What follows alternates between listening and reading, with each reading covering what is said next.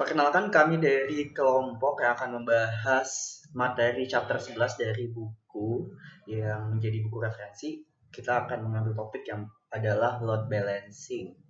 Mulai dari apa itu load balancing, tipe-tipe load balancing, hingga ke case study dari load balancing, yaitu adalah dari Google dan juga Amazon.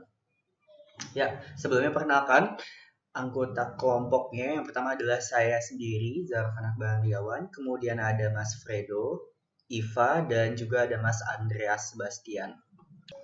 Kemudian untuk outline atau lalu presentasi dari presentasi yang akan kami lakukan, yaitu adalah mulai dari pengertian apa itu load balancing, kemudian pentingnya load balancing, mekanisme load balancing, tujuan dari load balancing, kemudian kategori load balancing, parameter-parameter yang biasa digunakan dalam pertimbangan di dalam membuat load balancing, algoritmanya, kemudian the persistence issue, kemudian application delivery controller atau ya merupakan sebuah abstraksi dari load balancing yang biasa developer gunakan, kemudian mekanisme load balancing di Google Cloud, dan terakhir adalah load balancing yang dilakukan oleh Amazon. Load balancing merupakan teknik mendistribusikan beban secara merata di antara banyaknya sumber daya komputasi seperti prosesor, memori, dan sebagainya. Nah, load balancing ini sangat penting untuk aplikasi yang sering berurusan dengan jumlah permintaan layanan yang besar dan tidak terprediksi. Tujuannya adalah mengoptimalkan pemanfaatan sumber daya, memaksimalkan throughput, yaitu jumlah data yang dapat ditransfer dalam satuan waktu tertentu, meminimalkan response time sehingga lebih cepat, dan menghindari kelebihan beban pada beberapa sumber daya. Jadi ketika satu komponen gagal karena suatu alasan, load balancing ini dapat mengalihkan beban tersebut ke komponen operasi lainnya, sehingga dapat menghindari dampak yang merugikan pada keseluruhan sistem. Kemudian mekanisme dari load balancing yang efisien akan meningkatkan pemanfaatan sumber daya. Dengan demikian dapat meningkatkan kinerja seluruh sistem. Selanjutnya, pentingnya load balancing dalam cloud computing. Load balancing ini merupakan salah satu masalah utama pada cloud computing, di mana kelebihan pada sumber daya apapun dapat menyebabkan kinerja sistem yang buruk. Maka dari itu, untuk mendapatkan kinerja optimal dari suatu sistem, beban kerja harus didistribusikan dengan benar pada sumber daya yang tersedia.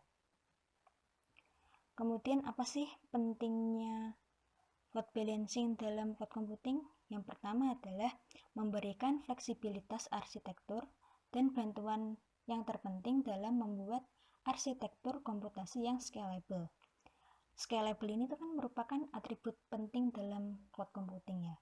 Kemudian yang kedua, memastikan pemanfaatan sekumpulan sumber daya yang sejenis secara efisien. Yang ketiga, pemanfaatan sumber daya yang efisien secara otomatis dapat meningkatkan performa sistem secara keseluruhan. Selanjutnya, teknik memisahkan aplikasi dari implementasi fisik selama eksekusi. Jadi load balancing itu bertindak sebagai lapisan abstraksi, seolah-olah beberapa sumber daya itu menjadi satu sumber daya, sehingga dapat meningkatkan keamanan aplikasi dari sistem, di mana perubahan itu tidak terlihat oleh pengguna. Selanjutnya, pemisahan dari sumber daya fisik dari akses langsung aplikasi juga membuat cloud computing lebih toleran jika terjadi kegagalan komponen. Jadi sumber daya itu bekerja secara paralel untuk menangani beban kerja, kemudian meminimalkan kegagalan.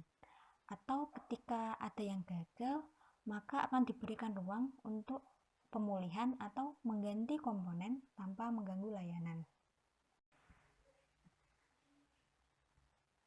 Selanjutnya adalah mekanisme load balancing dalam cloud computing.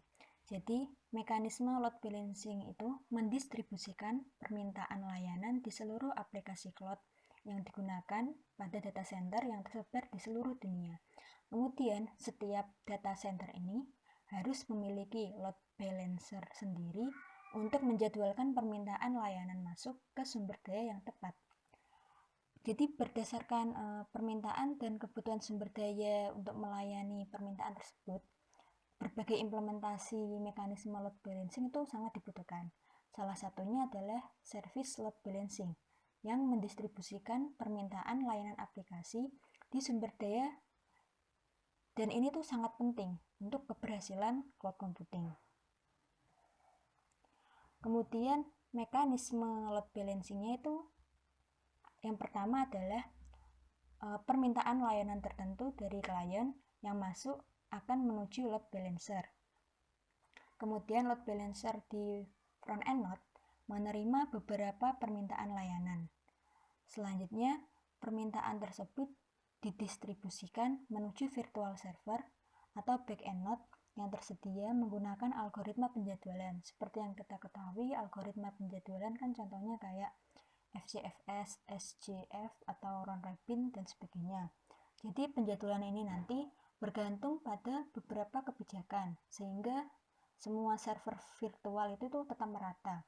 Hal ini memastikan pemanfaatan sumber daya fisik dan virtual secara maksimal.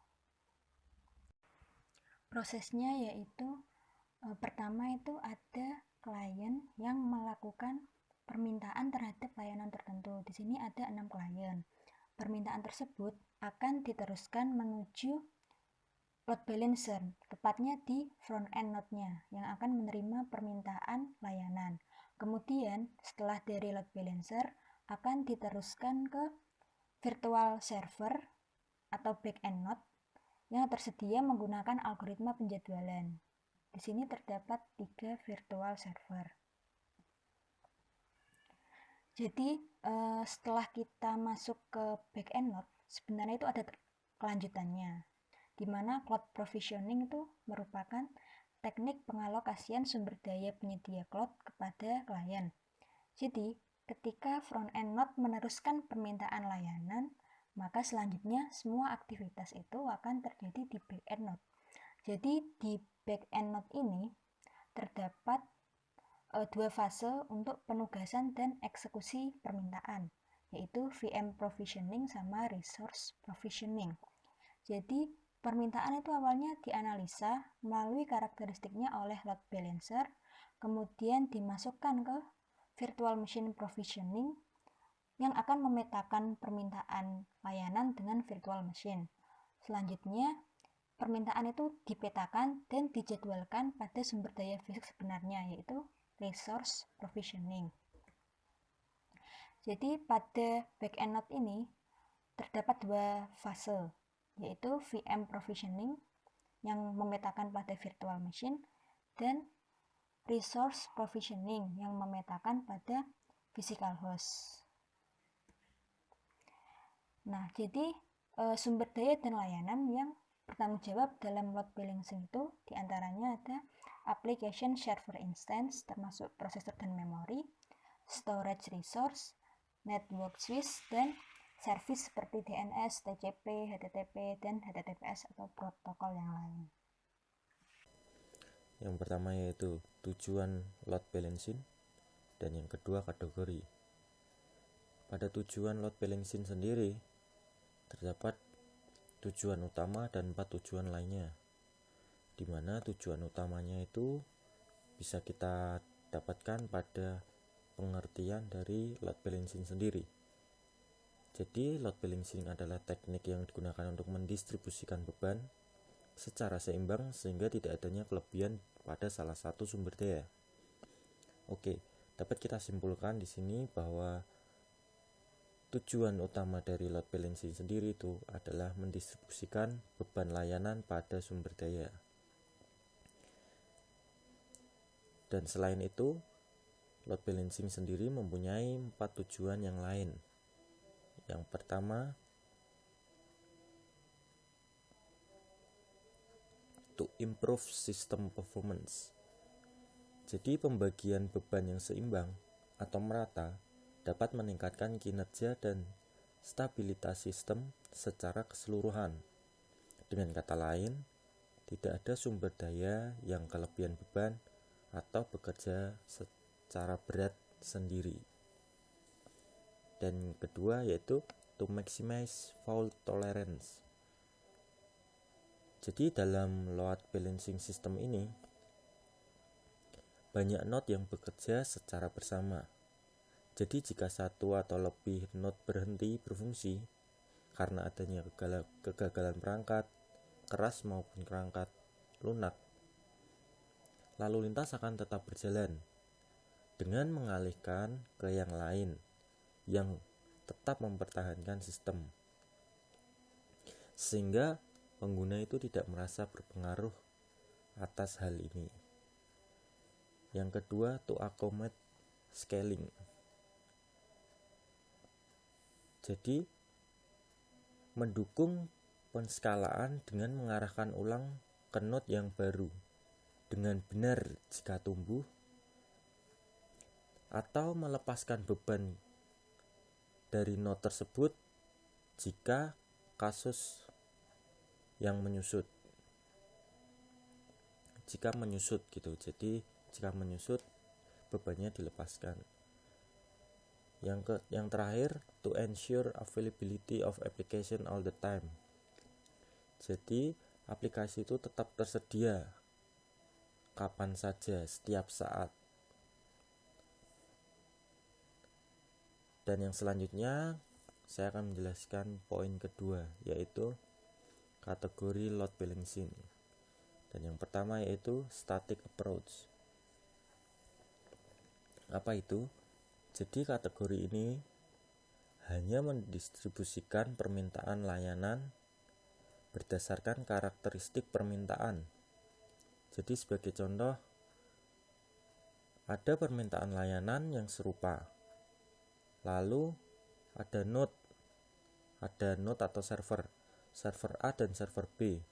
Server tersebut bisa menangani permintaan itu. Jadi load balancing statis ini membagi lalu lintas yang masuk secara merata di antara dua server tersebut. Jadi dibagi ke server A dan ke server B untuk menangani tugas-tugas tersebut. Kategori ini tidak mempertimbangkan kondisi beban saat ini dari sistem. Jadi beban dalam sistem saat ini berapa tidak dipertimbangkan. Dan yang kedua, dynamic approach. Kategori ini menerapkan mekanisme umpan balik di mana sumber daya dipantau secara terus-menerus. Node mengirimkan informasi status dan beban secara berkala. Jika ada node yang menjadi tidak respon selama operasi, beban akan dihentikan untuk dikirimkan di sana. Kategori ini memonitor level sumber daya melalui saluran umpan balik dan menyesuaikan distribusi muatan ke semua sumber daya secara merata. Dan yang ketiga, exploring dynamic load balancing. Jadi dynamic load balancing umumnya digunakan dalam sistem komputasi terdistribusi. Implementasinya sendiri dibagi menjadi dua, yaitu terdistribusi dan non-terdistribusi. Teknik distribusi sendiri itu ada dua, kooperatif dan non-kooperatif. Kooperatif itu semua node bekerja bersama secara paralel untuk mencapai tujuan yang sama seperti meningkatkan waktu respon keseluruhan dari node. Sedangkan non-kooperatif, node bekerja secara terpisah untuk mencapai beberapa tujuan. Setiap node mungkin memiliki tujuan yang berbeda. Dan teknik yang kedua, non-distribusi. Centralize itu di mana terdapat simpul tunggal yang menjadi pusat pengelola tugas penyeimbangan beban seluruh sistem. Dan semua node harus berkomunikasi untuk pembagian tugas. Dan yang terakhir, semi-distributed, di mana terdapat pengelompokan node. Jadi di setiap kelompok node itu memuat tugas penyeimbangan yang terpusat.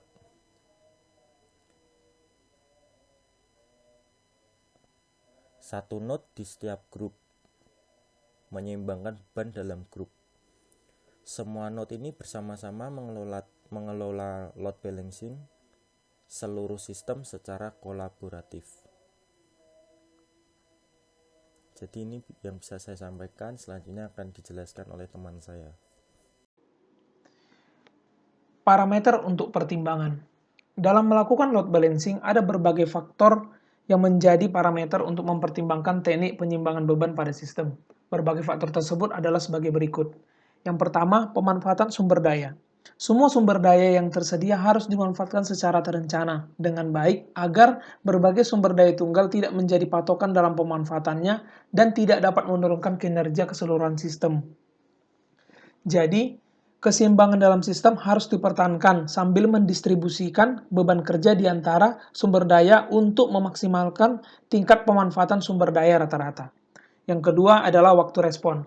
Waktu respon adalah waktu untuk merespon yang diperlukan sistem untuk algoritma penyimbangan beban. Jadi, waktu respon ini diperlukan karena permintaan layanan muncul dalam jumlah besar dari klien di layanan cloud populer dan menjadi perhatian khusus jelas diperlukan adalah dalam meningkatkan kinerja layanan sistem. Jadi untuk melakukan waktu respon ini langkah pertamanya adalah meminimalkan waktu respon dalam penyimbang beban itu sendiri. Yang ketiga, kesehatan sistem. Kesehatan sistem harus dijaga dengan secara berkala, memeriksa efisiensi dari simpul-simpulnya. Dalam hal kinerja yang buruk atau kegagalan suatu simpul, penyimbang beban harus mengambil tindakan segera dengan melepaskan atau menghindari simpul itu sampai pemulihan untuk mempertahankan kinerja sistem.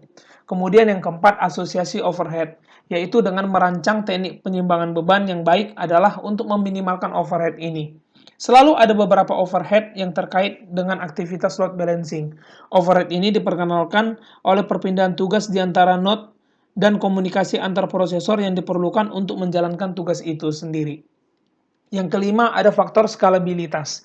Penyimbangan beban memungkinkan penskalaan sementara jumlah node sumber daya dalam sistem keseimbangan beban dapat meningkat atau menurun seiring waktu untuk mendukung permintaan aplikasi.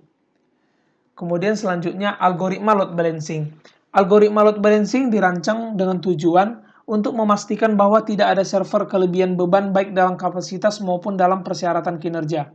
Algoritma ini terbagi menjadi, yang pertama, algoritma load balancing kelas agnostik. Algoritma ini adalah algoritma yang dijalankan pada load balancer di front-end node dalam membuat keputusan tentang mendistribusikan beban tanpa mengetahui detail tentang permintaan. Jadi, dinamakan kelas agnostik karena algoritmanya tetap agnostik atau tidak yakin dengan sifat permintaan itu, yang mana algoritma bertindak tanpa informasi apapun tentang jenis permintaan layanan atau jenis klien dari mana permintaan itu diajukan. Algoritma load balancing kelas agnostik membuat keputusan tanpa mempertimbangkan sifat dan sumber permintaan yang masuk. Yang kedua, algoritma load balancing kelas aware. Algoritma ini adalah algoritma yang membuat keputusan dengan basis pengetahuan tentang sifat dan sumber permintaan layanan. Load balancer di front-end node kemudian mendistribusikan permintaan layanan ke node back-end yang sesuai untuk diproses lebih lanjut. Itulah kegunaan dari algoritma load balancing kelas aware. Bergantung pada kesadaran tentang konten yang diterima, algoritma kelas aware dapat diklasifikasikan dalam dua kategori. Yang pertama, algoritma load balancing content aware, yaitu menggunakan pengetahuan tentang jenis konten permintaan layanan. Yang kedua, algoritma load balancing client aware, yaitu ketika pengetahuan tentang sumber konten, yaitu klien, digunakan dalam distribusi beban. Dalam algoritma load balancing content aware memiliki kemampuan, yaitu mengalihkan permintaan serupa yang masuk ke server back-end yang sama untuk menghindari pemrosesan duplikat. Sedangkan dalam algoritma load balancing client aware memiliki kemampuan menugaskan permintaan dari jenis klien yang serupa ke beberapa server yang dapat memperoleh manfaat yang signifikan dalam persyaratan load balancing karena peningkatan kinerja pemrosesan. Ketika algoritma load balancing kelas menggunakan basis pengetahuan tentang klien sebelum mendistribusikan, dalam praktiknya aplikasi harus menjaga keseimbangan antara mekanisme algoritma load balancing content aware dengan algoritma load balancing client aware, karena pemilihan load balancing yang tepat memberikan peluang bagi fleksibilitas di masa depan dalam komputasi awan. Kemudian the persistence issue. Persistent issue dapat ditangani melalui pelacakan sesi yang tepat, yaitu di mana diimplementasikan dengan menyimpan data sesi dalam load balancer dan juga memastikan bahwa permintaan klien diarahkan ke kumpulan server yang sama sepanjang masa sesi atau bahkan selama sesi berikutnya. Pelacakan sesi mengalihkan semua permintaan yang muncul dari satu sesi ke server backend yang sama. Kemudian, dalam pendekatan basis data sesi, informasi sesi awalnya dapat disimpan dalam basis data load balancer dan kemudian direplikasi di server backend. Untuk mengalihkan semua permintaan yang muncul dari sesi tertentu ke server backend yang sama, penyimbang beban menghasilkan tiket sesi yang menghubungkan lalu lintas data untuk mengarahkan ke server yang sesuai. Metode sederhana dan sangat umum lainnya adalah untuk mempertahankan persistensi sesi dengan menggunakan cookie. Ketika klien adalah browser web, cookie sisi klien dapat dibuat untuk menyimpan sepotong kecil teks di komputer pengguna untuk melacak server di akhir penyedia layanan untuk sesi. Kemudian, Application Delivery Controller. Yang pertama, Application Delivery Controller atau ADC adalah kategori penyimbang beban tingkat lanjut dengan fungsi dan fitur yang meningkatkan kinerja aplikasi mereka. ADC digunakan untuk menangani penyimbangan beban antara server dan juga melakukan akselerasi aplikasi. ADC adalah perangkat yang biasanya ditempatkan di pusat data antara firewall dan satu atau lebih server aplikasi. Aktivitas utama yang dilakukan oleh ADC adalah pemuatan SSL dan komprehensif konten, memproses persyaratan enkripsi, dan autentikasi permintaan Secure Socket Layer atau SSL dapat menjadi bagian utama dari beban server web. Komputasi awan tidak hanya menghadirkan konten statis, tetapi juga menghadirkan konten aplikasi. ADC adalah semacam kategori load balancing lanjutan yang meningkatkan kinerja aplikasi cloud. Nah, untuk mekanisme load balancing di Google Cloud itu terdiri dari dua tahap. Tahap pertama, kita itu menggunakan DNS atau Domain Name System untuk mengetahui server mana yang terdekat dari lokasi request. Kemudian kita akan melakukan request ke sana. Kita memilih IP address di mana yang paling dekat dengan lokasi server kita. Kemudian setelah itu, setelah request sampai di data center terdekat dengan IP dengan data center terdekat tersebut, tahap kedua adalah melakukan assign request ke server dengan memperhatikan workload atau beban kerja dari server. Jadi kan di dalam data center ada banyak server. Kita mengassignnya ke sesuai dengan workload tiap-tiap server tersebut. Dan kalau misalkan gagal, maka langsung dipindahkan ke server yang masih online kayak gitu. Jadinya load balancingnya seperti itu. Ada dua tahap. Yang pertama DNS. Saat memilih IP, kita mencari yang terdekat. Kemudian yang kedua adalah ketika request sudah sampai di data center, maka melakukan assign request ke server dengan workload yang paling minimal sehingga dapat bekerja dengan baik, dan kalau gagal langsung dipindahkan ke yang online. Kemudian ada Amazon Load Balancing, di mana nama service sendiri adalah EC2, jadi semacam cloud computing yang disediakan oleh Amazon sehingga para developer dapat menggunakan cloud computing dari Amazon. Ini merupakan services ya. Kemudian aku akan menjelaskan mekanismenya. Di Amazon itu terdapat cluster-cluster server di mana dinamakan auto scaling group, di mana pada grup tersebut terdapat sebuah load balancer atau banyak load balancer. Jadi ada satu atau lebih load balancer. Teknik dari Amazon load balancing atau load balancing yang dilakukan oleh Amazon bernama The Elastic Load Balancing, dikarenakan ada dua modul di Amazon sendiri. Yang pertama adalah load balancer itu sendiri, yang kedua adalah controller. Load balancer itu bertugas untuk memeriksa traffic yang datang dan mendistribusikan request. Sedangkan controller memeriksa load balancer. Misalkan ada load balancer yang nggak aktif atau bagaimana, agar dapat bekerja secara benar. Nah, controller itu bisa dapat menambah dan mengurangi load balancer. Semua load balancer itu nama-namanya disimpan di DNS. Sekarang, mekanisme ketika ada request datang adalah seperti ini. Ketika sebuah request datang, maka DNS akan mengirimkan satu atau lebih IP address berisi load balancer. Kemudian, klien akan melakukan request ke salah satu load balancer. Di Amazon EC2, load balancer ini bertugas men-track status dari server, dan jika terdapat kegagalan, maka langsung stop mengirimkan data. Kemudian mengembalikannya menjadi state yang benar. Jadi ketika load balancer ini melihat ada data yang gagal, maka dia langsung stop load balancer melakukan seperti itu. Nah, server dapat secara dinamis menambah dan mengurangi traffic loads. Contohnya, jika melebihi latensi ataupun response time, maka langsung ditambah kapasitasnya secara otomatis. Dan jika sebaliknya, jika kurang ataupun response time sudah mencukupi, maka tidak perlu menambah kapasitas server. Admin itu juga dapat menambah atau mengurangi resources ataupun kapasitas dari server melalui AWS Management Console. Jadi ada konsol sendiri, bisa dibuka, mungkin itu merupakan konsol bagi para developer.